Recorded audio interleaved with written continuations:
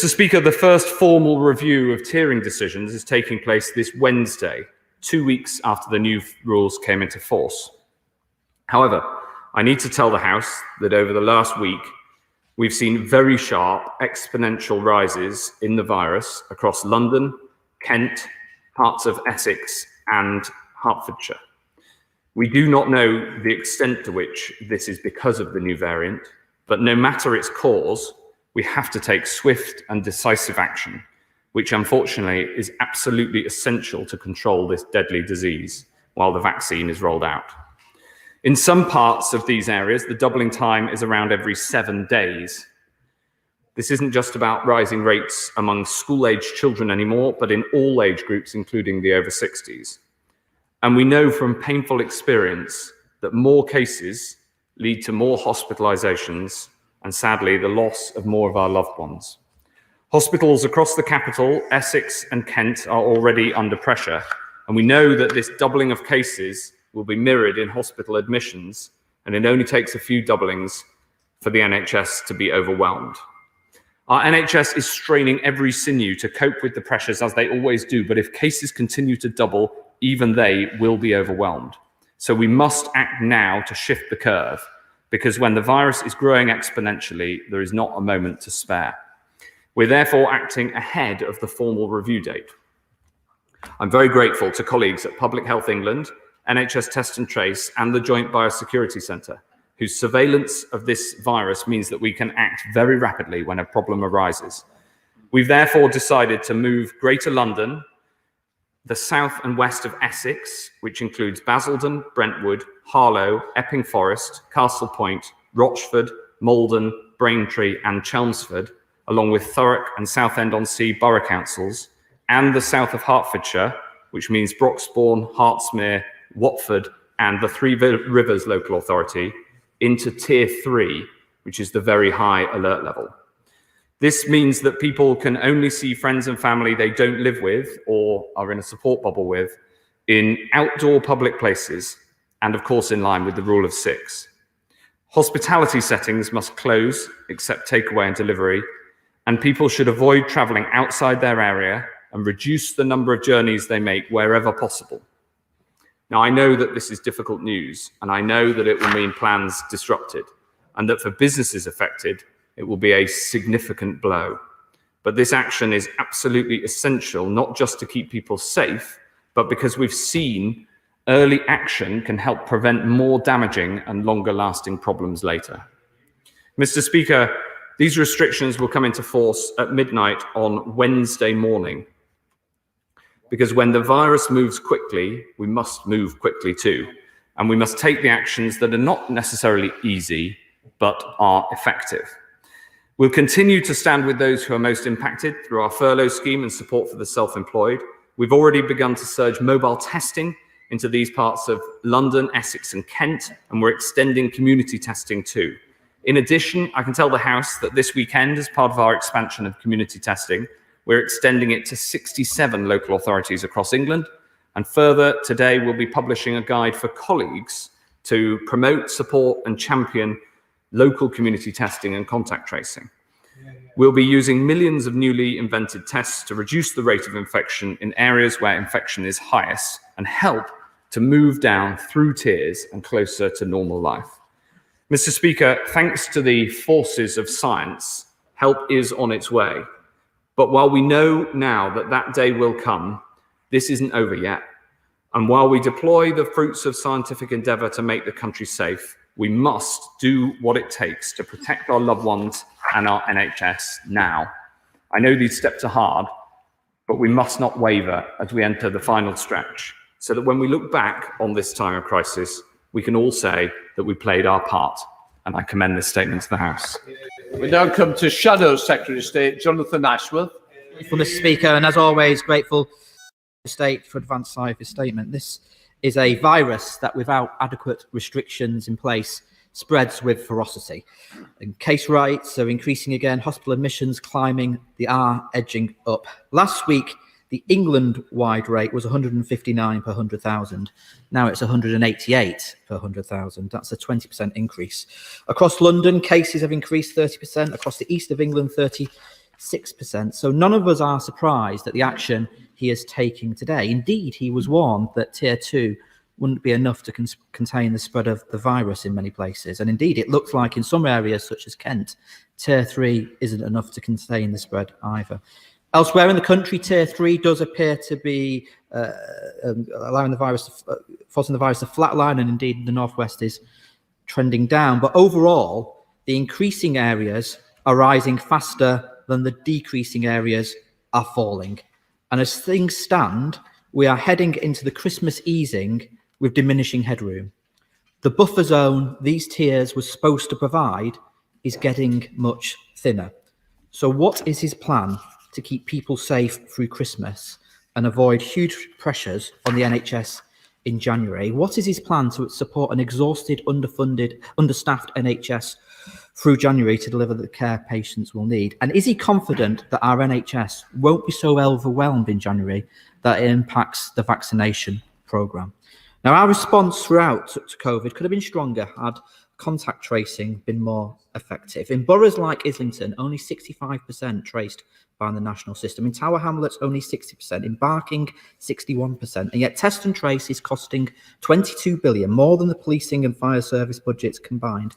And yet, according to the NAO, up to September, only 785 million was allocated to local council public health teams. Meanwhile, Serco have subcontracted to 21 other firms, offering little training to staff, with some in call centres, alongside others making sales calls for gambling websites. Surely it's time to scrap Serco and put all public health teams in the lead in doing the retrospective cluster-busting contact tracing we need. Now, he has promised more testing for tier 3 areas. What about the tier 2 areas? And on the lateral flow tests he is rolling out, he will know that some care home providers are refusing to use these because they're concerned about their accuracy. So is he satisfied that these tests are accurate enough for this purpose and are safe? And if they can't be used for care homes, how quickly can care home residents' relatives make use of PCR tests? Now, he often praises Liverpool, but isn't the biggest lesson to draw from Liverpool that people still struggle to isolate if they haven't got the financial means to do so? The eligibility criteria for the £500 payment is still too tightly drawn. People need decent sick pay. People in some circumstances need alternative accommodation. People need help with the shopping and the medicines. Surely some of the 22 billion spent on tests and trace could be reallocated to offer people adequate isolation support. Now, on the variant that has been identified, our constituents will be naturally concerned. Will he undertake to keep the House updated throughout? And I'm grateful for the briefings that he has arranged for myself and others with the Chief Medical Officer. But if this variation means the virus is more easily transmissible, then fixing contact tracing and isolation becomes even more fiercely urgent. Now, finally, Mr. Speaker, today I spoke to Fred Banning. Fred is just 38. He has 2 children under 10, and he has terminal cancer. He asks that those with terminal illness are given quicker access to the vaccine. So he can, in the words that he said to me this morning, make the most of the time he has left with his family. I understand these are clinical decisions, but could he, through his offices, look into access to the vaccine for those with terminal illness and see what can be done for people like Fred and many others in this situation? Secretary of State.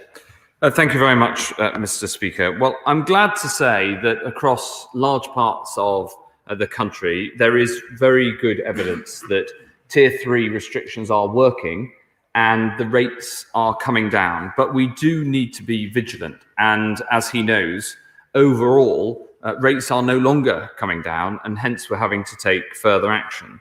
And in particular, he talks about the lessons from Liverpool. I think the primary lesson from Liverpool is that when everybody pulls together and everybody makes the sacrifices that are necessary for their whole community, you can really get this thing under control. And I'm grateful to colleagues across London and Essex and Hertfordshire who I've been talking to today, who are committed to working to ensure that we get the public health messages out first and foremost, and to the mayor and the Conservative candidate for mayor, who are all committed to working on behalf of the capital and, of course, those parts of Essex and Kent and Hertfordshire that are affected, because the single best thing that we can all do is speak with one voice about what's needed to get this under control. He asked about Christmas, and my recommendation to people at Christmas is to be cautious and careful. He asked about NHS funding and staffing. Of course, we have the strongest funding in history for the NHS, and I'm delighted to say that we have more nurses in the NHS than ever before. 14,000 more nurses than this time last year, and I pay tribute to each and every one of them. He asked about contact tracing, and no doubt he will have seen the figures published on Thursday, which show that contact tracing now reaches over 80% of contacts, and I pay tribute to the team, both local and national, who are ensuring that we can get to more than 4/5 of people who we need to reach, and that has been rapidly improving. He also finally asked about Fred, the gentleman with terminal cancer who he spoke to this morning. What I'd say is that those with terminal cancer, of course, are clinically vulnerable by their nature, and by the nature of that awful disease. And we will ensure that those who are clinically vulnerable do get access to the vaccine when it is clinically appropriate. I'm very happy to take up the individual case that he raises and ensure that he gets a fair deal. But all in all, Mr. Speaker, I'm grateful for the honourable gentleman's support for the measures that we've outlined today, and of course support for the vaccine programme, which is rolling out across the country right now.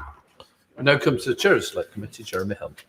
Thank you, Mr. Speaker. These are incredibly difficult decisions, but I wholly support them because the evidence from all over the world is that in these situations, acting early and decisively is the best way to save both lives and jobs. And so close to rolling out the vaccine, it would be perverse in the extreme if we were to take our foot off the pedal. But can I ask him about this new strain, first of all? He said it's highly unlikely that the vaccine won't work with the new strain. When will we know for sure? Are there any trials going on? Is he going to get more up-to-date scientific information on this anytime soon? And secondly, can I ask him for clarity? Just 11 days before Christmas, lots of people will be thinking about Christmas shopping. From Wednesday, if you live outside London, will it be against the regulations to come into Oxford Street to do your Christmas shopping? If you live inside London, will it be against the regulations to do your Christmas shopping? And is the only way to do your Christmas shopping legally now to go online? Thursday. Thank you very much, Mr. Speaker. Firstly, his point about the new variant, that is being assessed. The question he asked is being assessed in Porton right now. But as I said in my statement, the medical advice that we have is that it is highly unlikely that this new variant will impinge the vaccine and the impact of the vaccine. But we will know that in the coming days and weeks as the vaccine is as the new strand is cultured at Porton Down, and then, of course, the tests conducted upon it. The question he asked about Christmas shopping is important. It is recommended that people should minimise travel unless it's necessary in a Tier 3 area, and should minimise travel where it's necessary to a Tier 3 area. And so we have taken this action to try to protect people and to try to slow the spread of this virus. And that is absolutely the right thing to do. Let's head up to Scotland to SNP spokesperson, Dr. Philippa Whitford. Dr. Whitford. Thank you very much, Mr. Speaker. Many public health experts have questioned the use of Innova lateral flow tests for mass community testing, especially as the manufacturers do not recommend them for detecting coronavirus in people who are asymptomatic. The Secretary of State must be aware of the paper from Liverpool University, based on his own department's quality assurance programme, which has raised serious concerns about their accuracy when used in the community testing project in Liverpool. The comparison of lateral flow tests with PCR in over 3,000 people revealed a sensitivity of just 48%, meaning that more than half of those with the virus would be falsely reassured they were negative. The test even missed 30% of those with a high viral load, those most likely to be infectious. I understand the wish to use quick tests for case finding, but surely he should now delay rolling them out to 67 other local authorities and not proceed with plans to spend £43 billion for a test which is so inaccurate.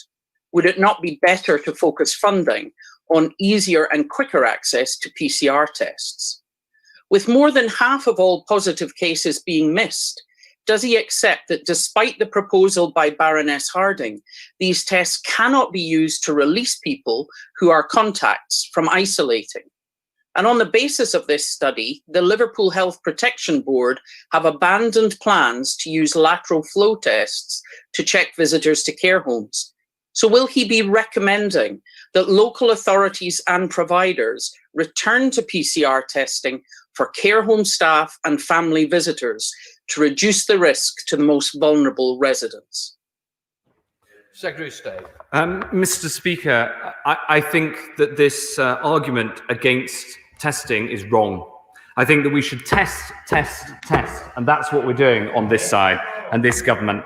And we're working very closely with the government in Scotland, from the same party that she represents, to make sure that we use testing as widely as possible to find people who've got this virus. And yes, of course, different tests have different characteristics. And the lateral flow tests find around 70% of those who are infectious. And that means that if you test people who wouldn't otherwise have been tested, you find the positive cases, you can get them to isolate, and you can break the chains of transmission. So I would just strongly urge her to go back, to study the details, and to back the testing program that we have in this country. Ian Duncan-Smith. Mr. Speaker, I fully recognise my right honourable friend's serious dilemmas. It's not an enviable position. But the application of Tier 3 to London raises some questions. In my borough, I had long conversations with public health and the hospitals, and they maintain the infection rate is almost exclusively now amongst school children and them secondary school children, and passing on to their parents, those two least at-risk groups. And the hospitals are not overcrowded with spare beds in the ICUs, and also very low level of COVID patients in the hospitals. The question I ask him, therefore, is Tier 3 will hammer down on the one area that does control what happens, which is in hospitality. And the key area here, surely, is that in doing that, they will shift back to their homes. And it is that area where we would worry about with off licenses selling alcohol late in the evening. Can he try and seek some kind of flexibility within this so it targets better the real risk and doesn't just hammer those that have been doing the right thing? We're always open to finding new ways that protect the economy as much as possible to bring this virus under control. And I share that my right honourable friend's desire to get this under control and keep it under control until a vaccine can make us safe. But unfortunately, this is no longer just a problem in Waltham Forest and northeast London amongst school-age children, which it has been until the last week's data. The case rate amongst the over 60s in Waltham Forest is now over 250, and we're seeing rising over the last week, and we're also seeing rising admissions to hospital. So whilst I have a huge amount of sympathy for everybody affected by these decisions in Waltham Forest, it is absolutely essential to get this under control now in order to protect the NHS from being overwhelmed in the future. And it is the inexorable link from cases now to hospitalizations in the future, and sadly to deaths, that we must break by using the vaccine, and we must bring down by the use of testing. But until we can have that vaccine fully rolled out and people to be inoculated by having had their second dose, and until enough vulnerable people have had that second dose and therefore become inoculated, unfortunately, measures like this are necessary. Senator David. Thank you, Mr. Speaker. The Health Secretary is fully aware that hundreds of thousands of jobs have been lost during the pandemic, which continues to hit our economy. This means a vast number of families and individuals are diving into hardship. Having no heating and no hot water is what many residents across our country will face this Christmas as they visit food banks. What discussion has he had with the Works and Pensions Secretary regarding the reducing the rising level of poverty? Mr. Speaker, we're trying to support the economy as much as possible through all these difficult decisions. And the extraordinary levels of financial support are part of that, including the furlough scheme, now extended to the end of March. Of course, I talk to my colleague, the Work and Pension Secretary, regularly to make sure that we take the action that's necessary in the way that supports people as much as possible. We now come to Sir Bernard Jick. Thank you, Mr. Speaker. May I thank my right honourable friend for his statement, albeit that it contains a lot of very grim news about the virus itself and about the effect on many areas, though it will be greeted with considerable relief in Harwich and Clacton and Colchester and Uttlesford, where the virus rates are much lower and we'll stay in Tier 2. But isn't the message now that we stay in Tier 2 or go down a tier much more by our own efforts, by the efforts of local authorities with the support of NHS Test and Trace, to make sure that we support those who have to isolate, that we track down and trace those who are spreading the virus, because by doing this and by compliance and forbearance, we can reduce the spread of the virus and we can help defeat it so that we can get down the tiers. Yes, Mr. Speaker, my right honourable friend is absolutely right that it is in the hands of local authorities and local communities to try to keep this virus under control. And I'd say to everybody in Harwich and people across the southeast and the east of England who haven't gone into Tier 3 today, that we all still need to work together and be vigilant and effectively do everything we can to stop the spread of the disease, because so many people are asymptomatic. About a third of people are asymptomatic, never have any symptoms, but can nevertheless spread the disease.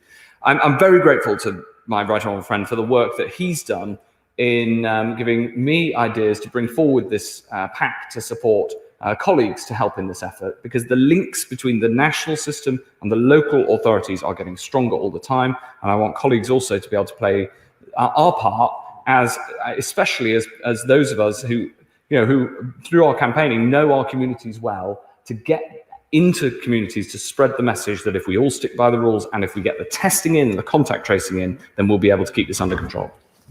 Let's head to Devon with Ben Bradshaw. Ben Bradshaw.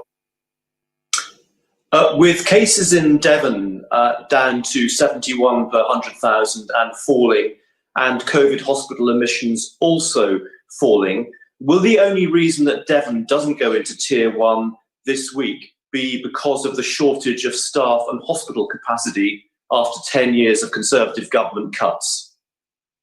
Secretary of State. No, Mr. Speaker. Firstly, there's a record number of NHS staff thanks to this Conservative government, and there is a record number of nurses, 14,000 more nurses. But what I would say also is that to people in Devon, currently in Tier 2, but with low rates, don't take it for granted. Let's all work together and try to get Devon into Tier 1. In Exeter, those rates have come down really sharply in the last few weeks. Let's keep working at it. And let's keep those public health messages going, not only with relation to coronavirus, but also with relation to the importance of eating fruit. Right, we've got 8 withdrawn, so Manira Wilson. Thank you, Mr. Speaker. We all know where to go if we run out of fruit now. My children are desperate to see their grandparents this Christmas, as is the case for many families up and down the country. But in view of these alarming numbers, and with what we're seeing in the US following Thanksgiving, and with the constant chopping and changing of rules, which leads to lower compliance and more confusion, I appreciate the Secretary of State doesn't want to be the Grinch, but should he be reconsidering the Christmas measures that are in place, or do we risk unnecessary additional deaths in the new year, just as we've got light at the end of the tunnel with the vaccine?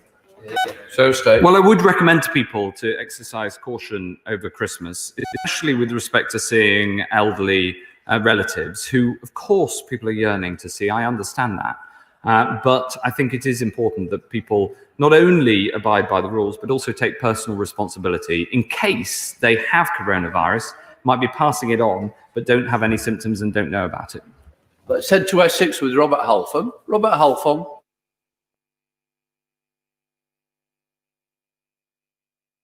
My right honourable friend will know I've supported the measures, all the measures that have been put in place, and I've put my faith in the government and the scientists and medical officers. However, I've real worries about Harlow and Essex being put into Tier 3, as local hospitality businesses are really struggling and on their knees. I'd be grateful if my right honourable friend could explain how further restrictions will curb the disease, given that cases increased in Harlow during the second national lockdown.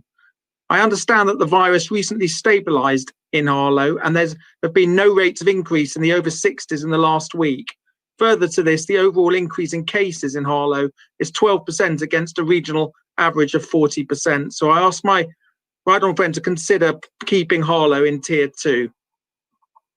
Thank you very much, Mr. Speaker. Well, unfortunately, cases are rising in Harlow and in the districts of Essex and Hertfordshire nearby, and so we do have to take the action that we do. What I'd say to my right honourable friend, who is an incredible champion of Harlow and of his local community, is let's work together to get this down, and let's work together to get this done, and let's work together to try to get Harlow back into Tier 2 as soon as possible, not just to save lives, and to protect the NHS in Harlow, but to give people their livelihoods back to.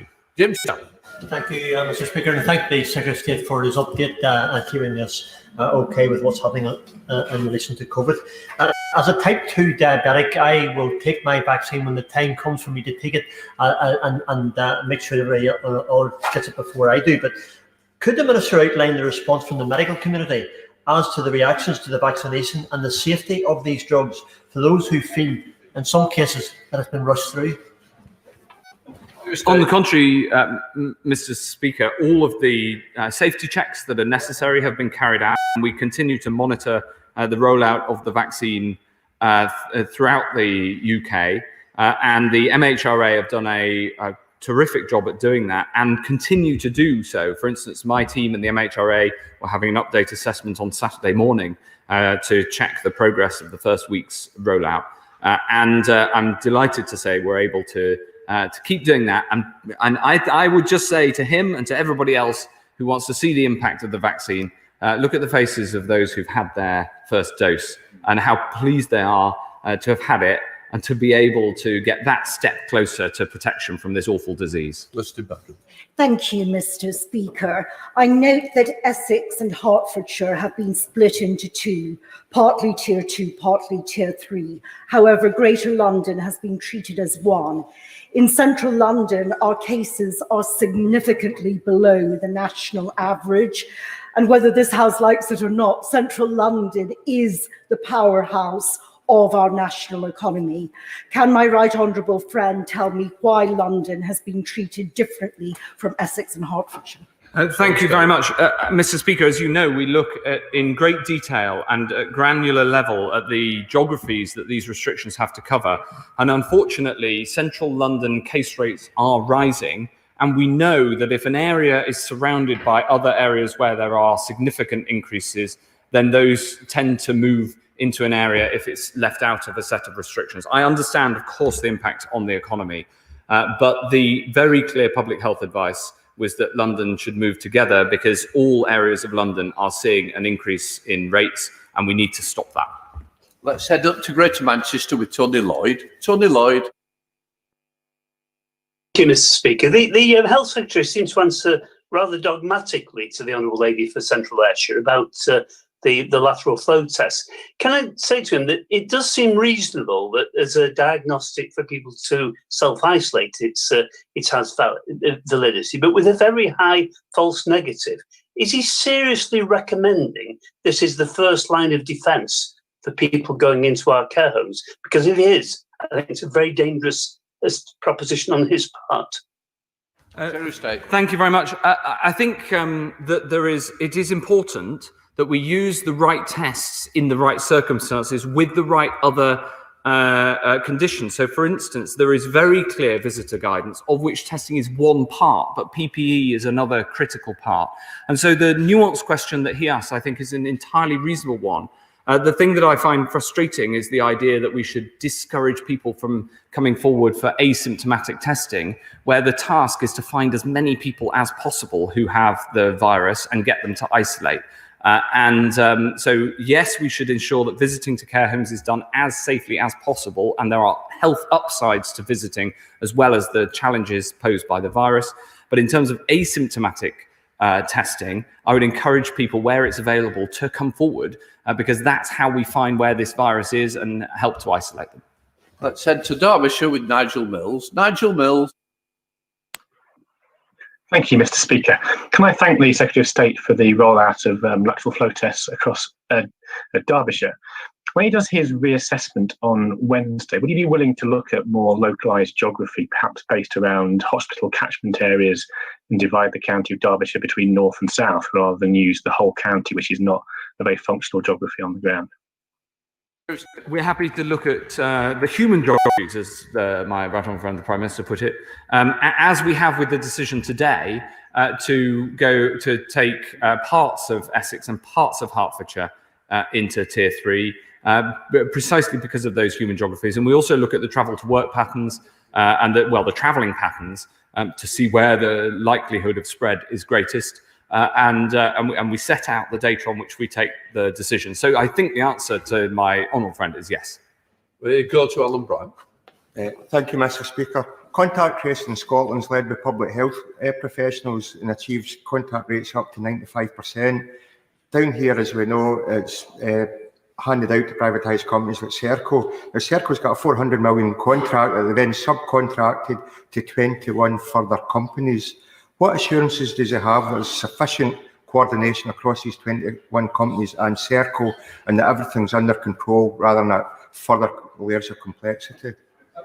The good news is that the contact tracing across England is increasing in its capacity.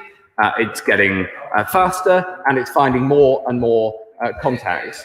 And the comparison of apples and pears, which continues to come from the front bench over there, where they don't take into account that if you contact trace in a care home, the contact tracing is much easier, and if you include that contact tracing in the data, you do get different answers. So I think this obsession with how the public sector good, private sector bad is really. I mean, we've had it for months, and it's just as wrong now as it was 6 months ago. Right, let's head to Rutland with Alicia Kearns. Alicia. Thank you, Mr. Speaker. Today's news is deeply sombre, so I ask my right honourable friend to join me in urging residents of Rutland and Melton to be vigilant, because we are also seeing cases rising locally, even in our villages. We have to get rates under control if we're to be decoupled from Leicester City, remain at most in Tier 2 in Rutland and protect ourselves from this new variant. But will he join me in thanking those who are working so hard locally to ready our vaccine hubs in Oakham and Melton for once the vaccine is ready for delivery outside of hospitals? Yes, of course, absolutely. I'm delighted at that we're now vaccinating from over 100 different community settings, as well as 70 hospitals across the UK. It's a tribute to the whole vaccine rollout team, who've done a magnificent job over the last, I was going to say over the last week that it's been rolling out, but it's been weeks and weeks in the planning before then. What I'd say to residents in Melton and in Rutland, we will look at Leicester, Leicestershire and Rutland separately when we make the decision on tiering on Wednesday. Those in Rutland who are in Tier 2 still need to work at it and do their bit to try to keep Rutland in Tier 2 and, of course, hopefully get to Tier 1. It's so important that everybody does their bit. Stephen Doherty. Thank you, Mr. Speaker. The Secretary of State has rightly set out a very stark picture today, not only on that variant, but also of the growing pressures and the pressures that are likely to come on our NHS at this critical time. Would you therefore agree with me, particularly given the crucial supply chains for the vaccine, of PPE, of the 40 million packages of medicine that go back and forth between ourselves and the EU every month, that the talks must continue and that we must not end up in a no-deal outcome, which would be absolutely devastating at the most critical time for our NHS and our country? Well, the Prime Minister is working hard to see if we can achieve a deal. I hope that there's movement from the European Union so that we can achieve that, but we are ready for any outcome. Thank you, Mr. Speaker. And I am obviously very disappointed by the news today that London's going to Tier 3, but having seen the data, having spoken to PHE in London and the hospitals in my constituency, I am fully aware of the threat that this awful virus continues to provide to all of us. And I know that hospitality in particular have done so much to become COVID secure, but sadly we are where we are. And as I think of our hospitals and the amazing job that our NHS staff are doing day in, day out, night in, night out. And I know the acute hospital trusts in my constituency are handling COVID cases from across London. One of the major concerns that they have raised with me is the length of time that staff must isolate after a positive COVID contact. And I understand that lateral flow testing in hospitals allows staff to return to work safely after 5 days rather than 14. Mr. Speaker, can my right honourable friend confirm that the rollout of the lateral flow test will be prioritised in hospitals where cases are increasing? Yes, Dave. The short answer is yes, we are rolling out lateral flow testing to find asymptomatic cases in hospitals right across England. And we're always looking for ways to reduce the burden of isolation needed for positive contacts. But can I just also pay tribute to my honourable friend's leadership? These are difficult decisions, and it is difficult to explain to people why these measures are necessary, given the impact that they have. But she's quite right to do so, and her analysis of the best way of London coming through this is by presenting a united front and all of us working together to get the case rates down. That's how we will best get through this together. Thank you, Mr. Speaker. Christmas is often the busiest period for many businesses, particularly in sectors like retail and hospitality. And the uncertainty created with tiering arrangements, chopping and changing at days' notice, has made trading incredibly difficult, even for those places currently allowed to stay open. What support will be provided to businesses affected by the tier system in the months ahead to ensure that any closures mandated by his department over this vital trading period do not leave their doors closed permanently? Yes, we want to support businesses as much as we possibly can. And the support that's available and the record sums has been outlined by my right honourable friend, the Chancellor. And that, of course, will be available to businesses as we go into Tier 3. Simon Fell. Mr. Speaker, we're delighted to have the first vaccinations rolling out in Furness this week. But what we know is that information is really key to understanding and tackling this virus. So with that in mind, would my right honourable friend give some consideration to adding data on the number of people by cohort who've been vaccinated on the government's coronavirus website, but also the number of people who've been infected by this new variant of the virus? On the question of the data on the number of vaccinations done, of course we will be publishing data on the number of vaccinations, and I think that is important. Meanwhile, let's all keep getting out there, making the case that the best way to keep you and your loved ones and your community safe is to get vaccinated when the NHS calls. I said Greater Manchester with Barbara Keeley. Barbara Keeley. Thank you, Speaker. Self-isolation is crucial to breaking chains of transmission, but too many people cannot afford to self-isolate when asked to do so because of the loss of earnings this will mean. In Salford, only 389 out of 1,760 applications for self-isolation payments have been successful today, meaning many people are not getting the support they need. Will the Secretary of State now agree to providing everyone asked to self-isolate with the financial support which guarantees they won't be worse off because they have done the right thing? Well, the principle that she outlines is exactly the one that we're working to. And the £500 self-isolation payment for those on low incomes is a very important part. And I'm glad that hundreds of people in Salford have been able to reach it. Thank you, Mr. Speaker. May I thank my right honourable friend very much for his statement. I fully understand the difficulties which he faces. He will know that I'm the member for West Dorset. It is a very rural seat. Part of the West is 55 miles away from the commercial centre of Bournemouth, which is the driving force between our tiering in rural Dorset. We have consistently maintained low numbers of cases, and on Friday, we just had one person in our county hospital. Can I ask my right honourable friend that whilst I understand full well he's had to consider the increase of tiering for different places in the United Kingdom today, that he will also, for Wednesday, consider the reduction of tiering to Tier 1 where that is indeed appropriate, as I think Dorset is. Mr. Speaker, I will look at it extremely closely after my honourable friend's entreaty. And I have been noticing that both in West Dorset and in Bournemouth, the number of cases has been coming down. I would say to everybody, stick at it, stick at the rules, and do everything you can to reduce the number of transmissions. And that's the most likely way of getting into Tier 1. Your call. Speaker, it's 12 months since the World Health Organization told us this was a pandemic, and yet multiple schools in Southwark who've had cases of COVID have still never had any contact from the government's tracing system, including one college who've had 20 cases since September. In the face of this new faster spreading variant, will he finally fix contact tracing or continue to leave teachers picking up the pieces, having to work weekends, the public to pick up the bill, whilst ministers' mates pick up the multi-million-pound contracts that continue, as today shows, continue to let us down? If he's got an individual case of a school in that situation, then if you could let me know, then we'll sort that out, because in general the links between local directors of public health and the schools to tackle these sorts of problems are pretty good. Aaron Bell. Thank you, Mr. Speaker. I know the whole House was thrilled at those wonderful images last week of people receiving the vaccines, including at the Royal Stoke.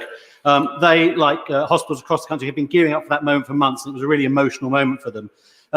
They, like the NHS in general, have got a lot of experience in delivering these vaccine programmes. So can my right honourable friend assure me that we will roll out this vaccine and any others that get approved as quickly as possible, as quickly as manufacturing allows? Yes, that's absolutely the goal. And I pay tribute to everybody at the Royal Stoke. It was wonderful to see some of the examples of those who've been vaccinated. Stoke is having a rough time of late. And we need to make sure we get the virus under control, but we also need to get that vaccine rolled out, not just in the city centre, but also in communities right across Stoke and Staffordshire. Let's head over to the member for Huddersfield, Bury Sherman. Bury Sherman. Thank you, Mr. Speaker. The Secretary of State will know that I've warmed to his performance over the months of this pandemic, and I think he's doing a pretty good job. But could I tell you, I think that it was the Prime Minister that pushed him into the risk relaxation around Christmas.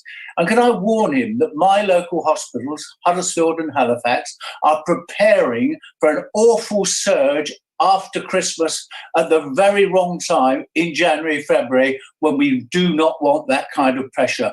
Would he think again and persuade the Prime Minister to think again about any relaxation of the rules over Christmas to save lives? Well, I would urge the honourable gentleman to two things. The first is to say to his constituents that we all need to be careful and take personal responsibility to limit the spread over Christmas. And secondly, just to thank him for his kind and generous words. Very bold. Thank you, Mr. Speaker. As someone who's always warmly appreciated the energy with which the Secretary of State has tried to prevent our hospitals, has successfully prevented our hospitals being overwhelmed, and has also backed this amazing vaccine which is now being rolled out. Could I ask the Secretary of State, in terms of the capacity in hospitals, I understand that social distancing requires actually fewer beds in hospitals at the moment. And will hospitals be able to add more capacity as the vaccine rollout is completed? I certainly hope so. And that's one of the things that we're talking about with the NHS. For now, that isn't possible. We, of course, have extra emergency capacity in the Nightingales. And the testing regime has actually allowed the NHS to restore many of its services. So in places like Worcestershire, for instance, they're able to carry on with almost all of the necessary activity, for instance, the electives and the cancer work, even through this second peak. So I pay tribute to the NHS in Worcestershire for the work that they have done with the support of the testing regime, and I really hope that the vaccine allows that to improve again once we've got enough of the vulnerable people, the people who are most vulnerable to this disease, vaccinated. Lynn Greenwood. As the Nottingham Post website is reporting today, 72 areas in Tier 2 now have a higher COVID rate than Tier 3 Nottingham. Since we came out of the national lockdown and went into Tier 3, our situation has improved on all 5 indicators used, but we still don't know whether the improvement is enough to allow us to move down a tier later this week. Will he spell out the thresholds that will be used, and will he commit to publishing the rationale for his decision making? Yes, the threshold. We've set out what statistics we look at, and we publish the statistics. I think Nottinghamshire has done, including Nottingham, have done a very good job in getting their cases down. Jason McCullough. Thank you, Mr. Speaker. My Colne Valley constituents now follow really closely the local data, and they can see that COVID rates are thankfully plummeting in Kirklees thanks to the local action we've been taking. Can the Secretary of State confirm that he will be using this local data at a granular level later this week to decide whether my area can come out of Tier 3 restrictions? Yes. Let's head up to Scotland to Martin Day. Martin Day. Thank you, Mr. Speaker. A recent report has concluded that some of the poorer countries may not get access to vaccines until 2024. If the ongoing rollout in the Western countries is successful and normality starts to return by spring, will he give his commitment that he will resist calls to declare the pandemic as over and accept that it will remain a global challenge until all countries have widespread vaccination programmes in place?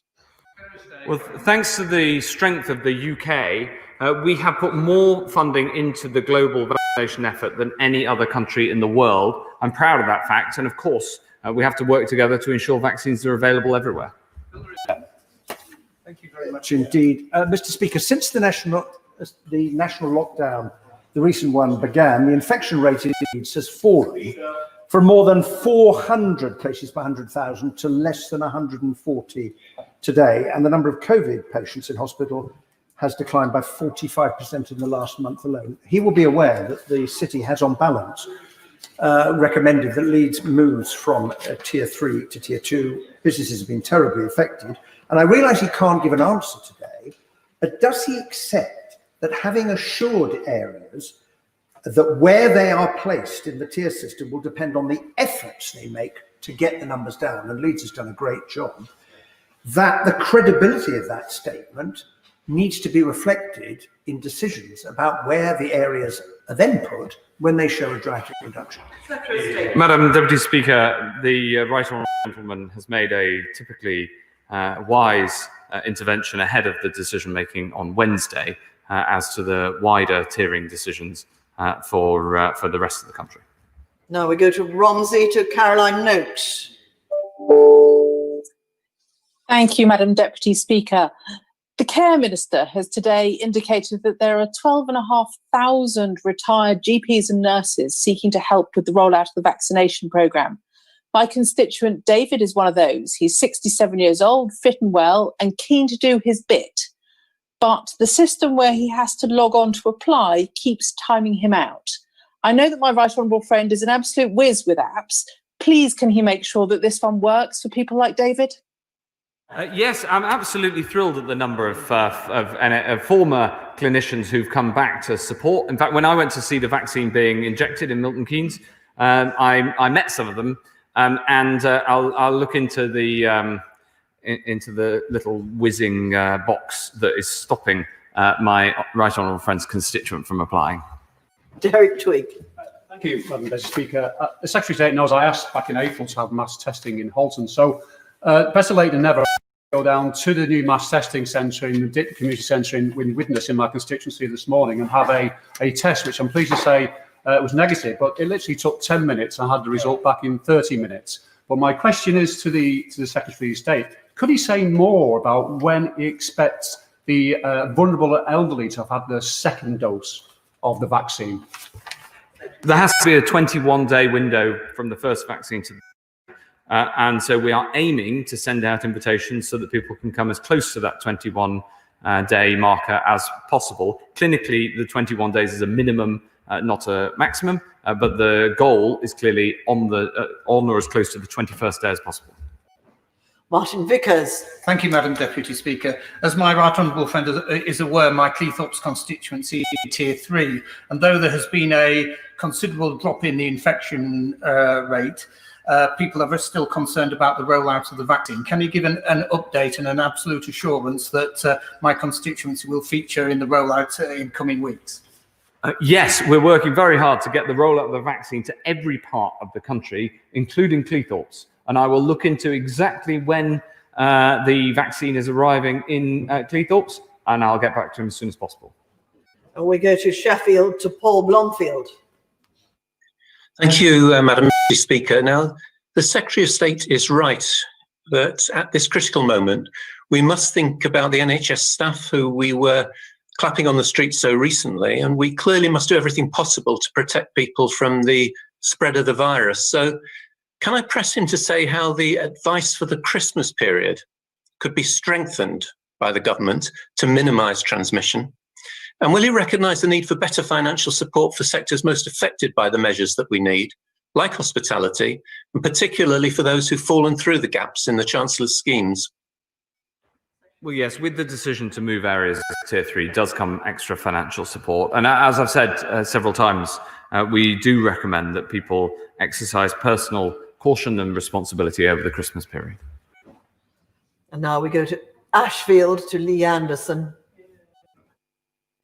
Thank you, Madam Deputy Speaker. The tiered system has worked incredibly well in Ashfield and Eastwood as rates are down due to the hard work and suffering of my constituents. Therefore, could my right honourable friend please reassure me that our hard work, dedication and willingness to do the right thing will be taken into account when deciding on what tier we will be in at the end of the week?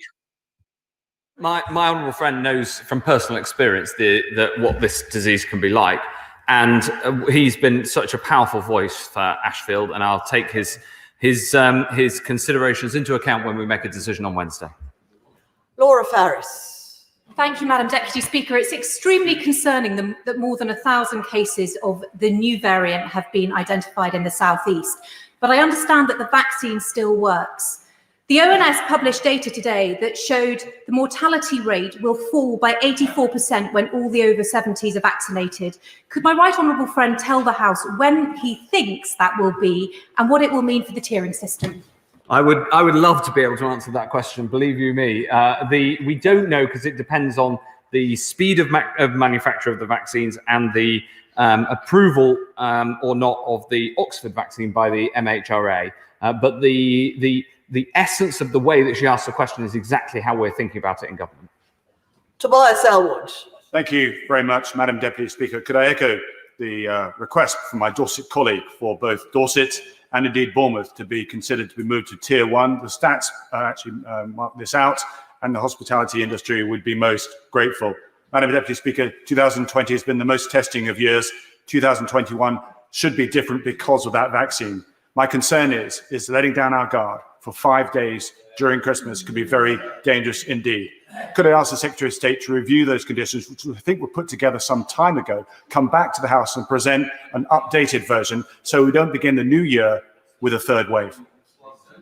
Thank you. I take my right honourable friend's views on this very seriously, and I would say to everybody in Bournemouth and across the country that the best way they can help their area come into a lower tier is by exercising personal restraint, not see the rules as as something to push against, but rather to act well within them as much as is possible to ensure that this virus doesn't spread. Daniel Zeichner.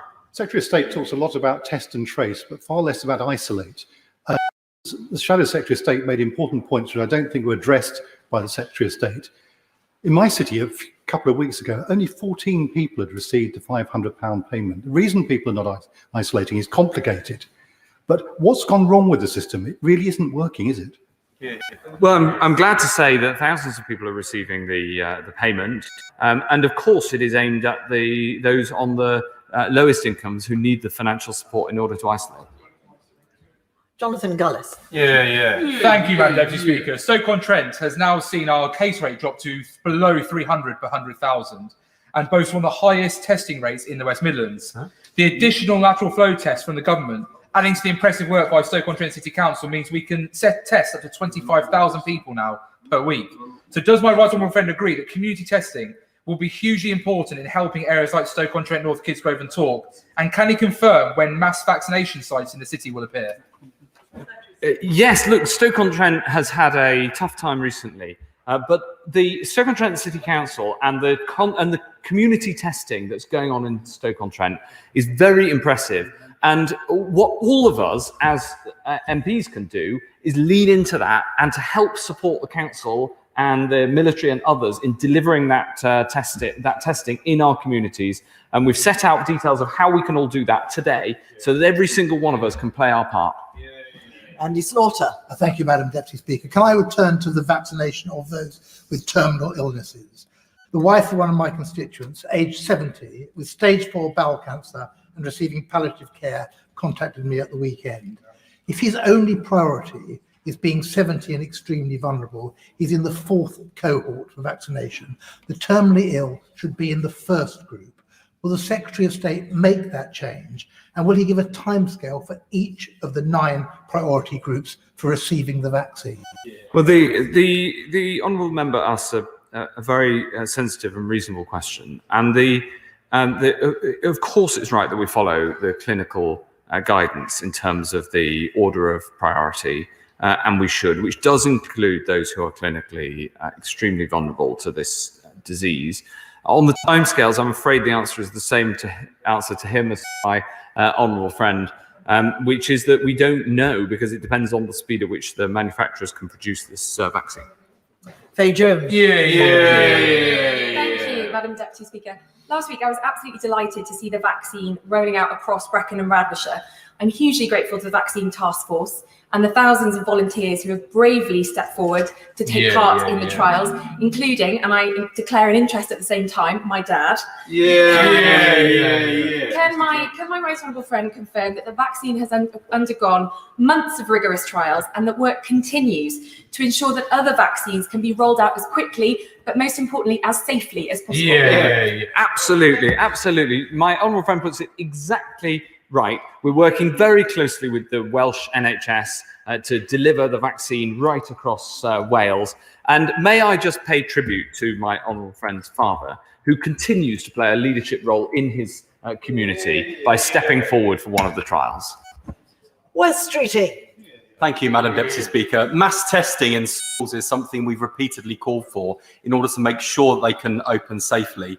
And I welcome the fact the government is rolling out mass testing, but can the government go further to ensure that schools can reopen in January and stay open? And on the vaccine, will he do everything he can, recognising that these decisions are clinically led, to make sure that school staff get access to vaccines as a priority? Well, I understand the yearning for a vaccine from school staff. Of course, it has to be clinically led. The goal is to try to reduce hospitalisations and fatalities from this disease as quickly as possible. And I'm absolutely delighted by the community testing rollout and the rollout of testing to schools in his patch. And I thank him for the leadership he's shown locally in encouraging. Catherine Fletcher. Thank you, Madam Deputy Speaker. Lancashire's community testing is really starting to ramp up and rapidly increasing. Thank you for that. I'd like to, prioritising tier 3 areas like parts of Lancashire that have been in restriction since July is really important. Does he agree with me that community engagement and getting a test in these increasingly available community testing is the thing that gets us all out of tier 3 in South Ribble, Chorley and West Lancs? I totally agree, Madam Deputy Speaker. Do your bit and get a test. Now we go to Scotland, to Peter Grant. Thank you, Madam Deputy Speaker. The Secretary of State is very keen to remind us that we all have an individual responsibility to look after not only our own health, but also the health of one another. Every single unnecessary journey into or out of London and the South East increases the risk of the virus being transmitted from one part of the United Kingdom to another. The House of Commons Commission set an example today by asking all House of Commons staff not to attend Parliament unless they absolutely have to. What discussions has the Secretary of State had with his colleague, the Leader of the House, with a view to ensuring that all members of Parliament can take part in all proceedings by video call, so that none of us have to make otherwise unnecessary journeys into London with the attendant increased risk of either catching or indeed of spreading the virus among other people? Thank you, Madam Deputy Speaker. I'm afraid the answer to this question is a matter for the House rather than for me as Health Secretary. Yes, indeed. Andrew Bowie. Thank you very much, Madam Deputy Speaker. Can I take this opportunity to wish my right honourable friend and the entire ministerial team at the Department for Health a very happy Christmas. I hope that they are able to have some respite over the festive period. I think out of everybody in this place, they have deserved it more than anyone. Obviously, it's brilliant to see the Pfizer-BioNTech vaccine being rolled out as it is, but people are waiting to see the Oxford AstraZeneca vaccine come down, not least because it's cheaper, quicker, and easier to distribute. Does he have any indication of when that vaccine might be getting approval and coming on stream? I'm tempted to try to give an answer to that question, but it is very much a matter for the MHRA. I'm very grateful to my honourable friend for the good wishes that he sends. In the department these days, we no longer say at the end of a week, I hope you have a good weekend. We say, I hope you have a weekend. And likewise, I take his hope that we have a happy Christmas. Frankly, I hope I get a Christmas. Toby Perkins. Thank you, Madam Deputy Speaker. Pubs in Tier 2 areas are very heavily regulated environments.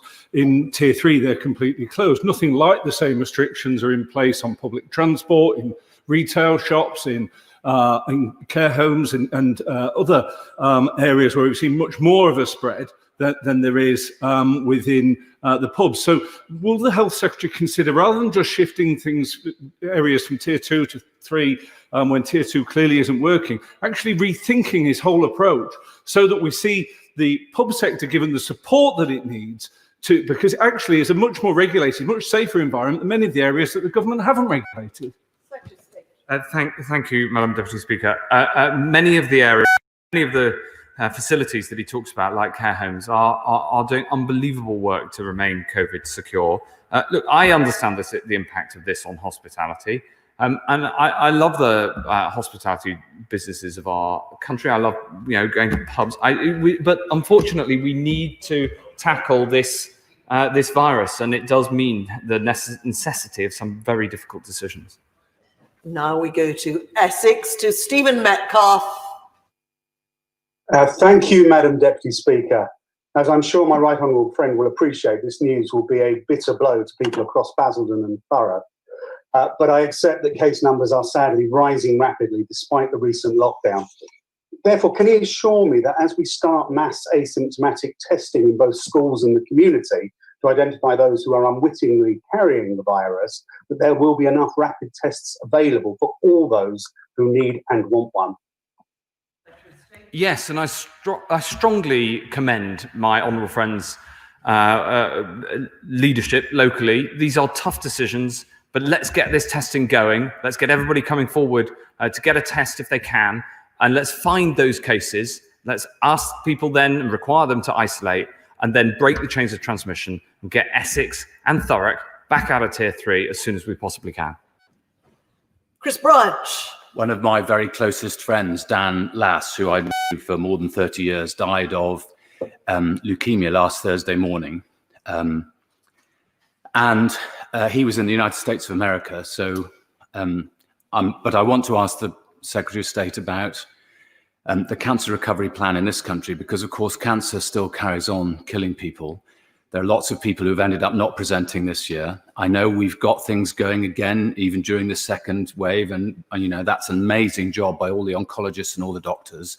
But we have got to make sure that we get the clinical trials back up and running again. We've got to be able to save lives, and we've got to make sure that people come into the hospitals to get the treatment that they need, because otherwise there will be more people who've lost people like Dan. Madam Deputy Speaker, he's quite right to raise this issue, and my condolences to him and all of the family and friends of his friend who sadly is no longer with us. I pay tribute to the way the NHS has kept cancer services going during this second peak. It's not been easy, but it has saved lives, and they've worked very hard at it. And we must keep that going through the remainder of this until we can get through and beyond. Robbie Moore. Thank you, Madam Deputy Speaker. And can I thank my honourable friend for the statement today and the tough decisions that he's having to make at the moment. Of course, Tier 3 restrictions on London will be tough, but we shouldn't lose sight of the fact that most of the north of England have been in these extra restrictions for an enhanced period of time, including my constituency of Keighley and Ilkley. And of course, this has had a detrimental impact on the hospitality sector. So will my right honourable friend consider the possibility of a test and dine scheme so that we can try and get our pubs and restaurants back open as soon as possible? A test and dine scheme is being piloted. And it's something that we're looking at to see what we can do to support the hospitality industry whilst keeping the virus under control. So I'll report back to him with the results of that pilot and see if we can get it going, Keithley. And now we go over to Lewisham to Vicky Foxcroft. Thank you, Madam Deputy Speaker. The rollout of the vaccine is welcome news, but there's still a long way to go. Now, public messaging has been poor throughout this crisis, and this is particularly true for disabled and clinically extremely vulnerable people who have frequently received guidance after new restrictions have started. Now, we've all seen the vaccine prioritisation list, and the Health Secretary has been asked this several times, but honestly, if he agreed to publish an estimated timetable for the rollout, this would be extremely welcome and it'd allow people to have some faith in the future and be able to plan accordingly. I wish I could do that, but I faithfully can't. What I can do is say the majority of people will be vaccinated in the new year, and we're working to make sure that the rollout happens as swiftly, as safely is possible. So I understand the yearning, but I can't put a date on it. Alex Shelbrook. Thank you, Madam Deputy Speaker. Madam Deputy Speaker, my wonderful friend will know just how hard the people of Leeds have worked. Indeed, the comments made by the Right Honourable Gentleman from Leeds Central, my honourable friend for Pudsey, who's in his place, and I would like to also put on record our thanks to what the people of Leeds have done. My honourable friend has hinted about what may or may not happen, and I wouldn't want to push him on that. But one thing which I have concern about, which is coming from the hospitality sector, is that if an announcement was made to come from Tier 3 to Tier 2, how quickly would that be enacted? Because if we do come down to Tier 2, the hospitality industry does need time to get moving as quickly as possible for the Christmas business season. My honourable friend makes the case very strongly, not only for him, but also from my honourable friend from Pudsey, who, as a whip, can't speak, but believe you me, behind the scenes makes the case for Pudsey more strongly than anyone makes the case for anywhere in this house, almost. And